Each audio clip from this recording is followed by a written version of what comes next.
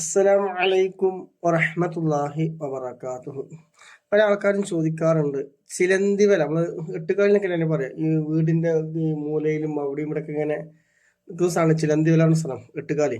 അപ്പൊ ഈ ചിലന്തി വല നജസ്സാണോ? ചിലന്തി വല വസ്ത്രത്തിലോ അല്ലെങ്കിൽ ഷേത്തിലൊക്കെ ആയി കഴിഞ്ഞാല്, അല്ലെങ്കിൽ സ്കേർത്തിന്റെ ഇതിലൊക്കെ ആയി കഴിഞ്ഞാല് അതിന് പ്രശ്നം ഉണ്ടാവും ചോദിക്കുന്നവരുണ്ട്. ആൾക്കാർ ചോദിക്കുന്ന ഒരു സംശയമാണ്. നിങ്ങൾക്ക് സംശയം ഉണ്ടാവും, ഉണ്ടെങ്കിൽ കമന്റ് ആയിട്ട് അറിയിക്കുക ഇൻഷാ അല്ലാ.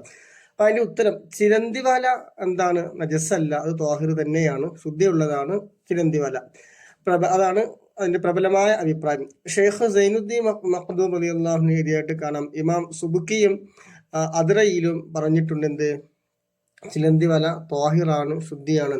ഫത്വൽ മുഈൻ പേജ് നമ്പർ 37 നോക്കിയാൽ ഈ വിഷയം കാണാം. അപ്പൊ ചിലന്തിവല എന്തല്ല? നജസ്സല്ല ഇൻഷാ അല്ലാഹ്. അടുത്ത വീഡിയോ വീണ്ടും കാണാം. Share, like, comment, subscribe.